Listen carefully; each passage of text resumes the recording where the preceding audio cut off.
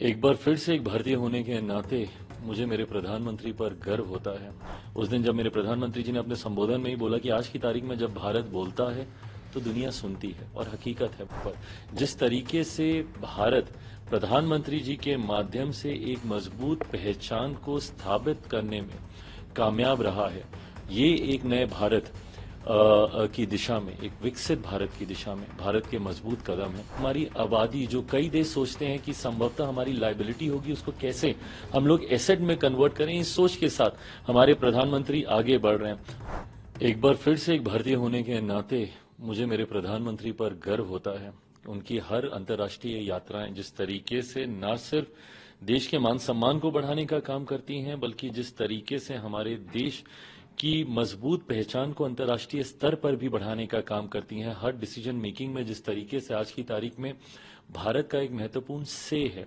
उस दिन जब मेरे प्रधानमंत्री जी ने अपने संबोधन में ही बोला कि आज की तारीख में जब भारत बोलता है तो दुनिया सुनती है, और हकीकत है, भारत जब आज की तारीख में बोलता है तो दुनिया सुनती है, क्योंकि भारत का वो कंट्रीब्यूशन अब रहा है हर क्षेत्र में। इस बार के विजिट में भी आप देखें जिस तरीके से अलग अलग कंपनी के सीईओ से, ग्लोबल कंपनीज के सीईओ से जिस तरीके से प्रधानमंत्री जी की मुलाकात हुई, जिस तरीके से भारत से चुराए गए आर्टिफैक्ट्स थे उसको जिस तरीके से 297 ऑफ देम को वापस लाया गया है, ये कहीं ना कहीं भारत की एक मजबूत पहचान को अंतर्राष्ट्रीय स्तर पर दर्शाने का काम करता है।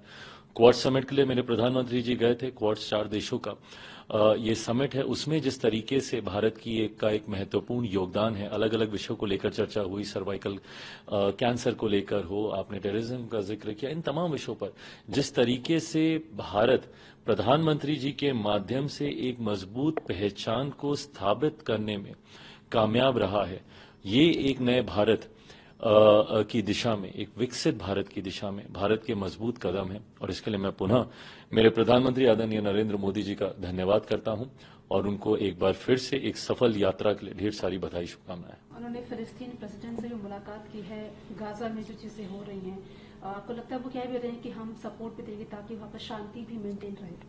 प्रधानमंत्री जी के शब्दों में कहूं, ये बात सत्य है कि भारत युद्ध का नहीं, बुद्ध का देश है। हम लोग हमेशा से शांति के पक्षधर हम लोग रहे हैं, शांति प्रिय देश, और हम लोगों ने हमेशा हर संभव प्रयास किया है।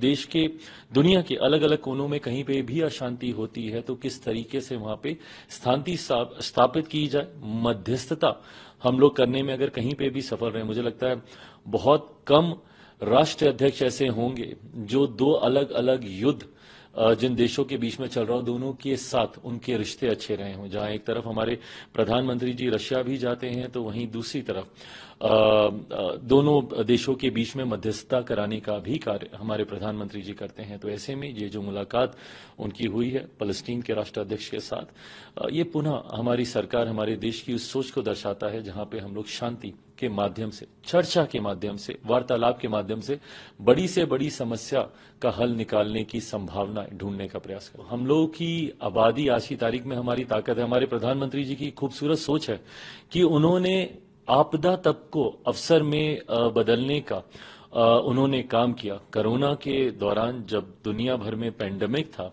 कई देशों ने जहां ऐसे में अपने घुटने टेक दिए, उस वक्त हमारा देश सबसे ज्यादा मजबूती से उभर कर आया।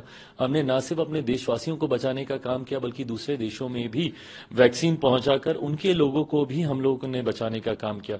तो ऐसे में आज की तारीख में जो हमारी आबादी, जो कई देश सोचते हैं कि संभवतः हमारी लाइबिलिटी होगी, उसको कैसे हम लोग एसेट में कन्वर्ट करें, इस सोच के साथ हमारे प्रधानमंत्री आगे बढ़ रहे हैं।